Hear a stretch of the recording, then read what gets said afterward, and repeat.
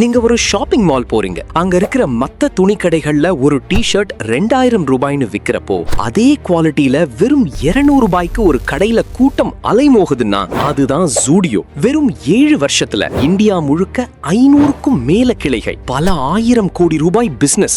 விளம்பரமே பண்ணாம பாலிவுட் ஸ்டார்ஸை வச்சு மார்க்கெட்டிங் செய்யாம இன்னைக்கு இந்தியாவோட மிடில் கிளாஸ் மக்களோட ஃபேவரட் பிராண்டா ஜூடியோ எப்படி மாறுச்சு? டாடா குரூப் போட்ட அந்த மாஸ்டர் பிளான் என்ன? பிசினஸ்ல ஜெயிக்கணும்னு நினைக்கிற ஒவ்வொருத்தரும் தெரிஞ்சிக்க வேண்டிய ஜூடியோ சக்சஸ் ஸ்டோரிய இப்போ பார்ப்போம். இந்த கதை ஆரம்பிக்கிறது 2016ல. டாடா குரூப்புக்கு கீழே இருக்கிற ட்ரெண்ட் நிறுவனம் ஏற்கனவே வெஸ்ட் சைட் அப்படிங்கிற ஒரு பெரிய பிராண்ட நடத்திட்டு இருந்தாங்க. ஆனா அங்க இருக்கிற துணிகளோட விலை கொஞ்சம் அதிகம். அப்போதான் டாடா ஒரு விஷயத்தை கவனிச்சாங்க. இந்தியால இருக்கிற இளைஞர்களுக்கு ஃபேஷனான துணிகள் வேணும், ஆனா அது அவங்க பட்ஜெட்டுக்குள்ள இருக்கணும். அப்போ பிறந்ததுதான் ஜூடியோ. பெங்களூருல தன்னோட முதல் கடையை திறந்தப்போ யாருமே எதிர்பார்க்கல இது இந்தியாவோட ரீட்டைல் மார்க்கெட்டையே புரட்டி போட போகுதுன்னு. இவங்களோட மெயின் டார்கெட்டே 15 வயசுல இருந்து 30 வயசு வரைக்கும் இருக்கிற இளைஞர்கள் தான். ஆனா இவங்க எடுத்த அந்த ஒரு முடிவு தான் மத்த பிராண்டுகளை மிரள வச்சது. அதுதான் பிரைஸ் பாயிண்ட். ஜூடியோல இருக்கிற எந்த ஒரு பொருளுமே 999 ரூபாய்க்கு மேல இருக்காது. 79 ரூபாயில இருந்து இவங்களோட கலெக்ஷன்ஸ் ஆரம்பிக்குது. இது எப்படி சாத்தியம்? இவங்க மத்த கம்பெனிகள் மாதிரி டிவிலயோ பேப்பர்லயோ விளம்பரம் பண்றது கிடையாது. அந்த பணத்தை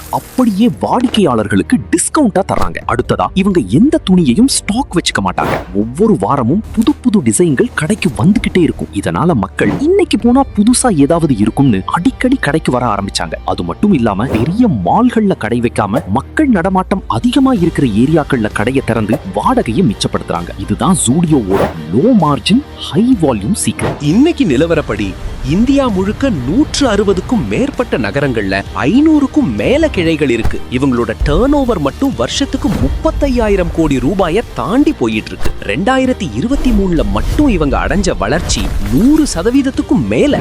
ஒவ்வொரு வருஷமும் 100 முதல் 200 புது கிளைகளை திறக்கிறது தான் இவங்களோட இலக்கு. டாடா குரூப் மேல மக்களுக்கு இருக்கிற அந்த நம்பிக்கையும் தரமான துணிகளை சரியான விலையில கொடுத்ததும் தான் ஜூடியோவை இன்னைக்கு ஒரு அசுர பலத்துல நிறுத்தி வச்சிருக்கு. ஜூடியோ கதையிலிருந்து நாம கத்துக்க வேண்டியது ஒண்ணுதான். உங்க பிசினஸ்ல நீங்க ஜெயிக்கணும்னா பெரிய லெவல்ல விளம்பரம் பண்ணணும்னு அவசியம் இல்ல. மக்களோட தேவையை சரியா புரிஞ்சுக்கிட்டு அவங்க பட்ஜெட்டுக்கு ஏத்த மாதிரி தரமான சேவையை கொடுத்தாலே போதும். மக்கள் உங்களை தேடி வருவாங்க. மத்தவங்க லாபத்தை பத்தி மட்டுமே யோசிச்சப்போ டாடா மக்களோட மதிப்பை பத்தி யோசிச்சாங்க. உங்ககிட்டயும் ஒரு பிசினஸ் ஐடியா இருக்கா? மக்களோட எந்த பிரச்சனைய உங்க ஐடியா தீர்க்க போகுதுன்னு யோசிங்க. ஜூடியோல உங்களுக்கு பிடிச்ச விஷயம் எது? அதோட விலையா இல்ல குவாலிட்டியா? கமெண்ட் பண்ணுங்க. இந்த வீடியோ பிடிச்சிருந்தா நம்ம பிசினஸ் தளம் சேனலுக்கு சப்ஸ்கிரைப் பண்ணுங்க.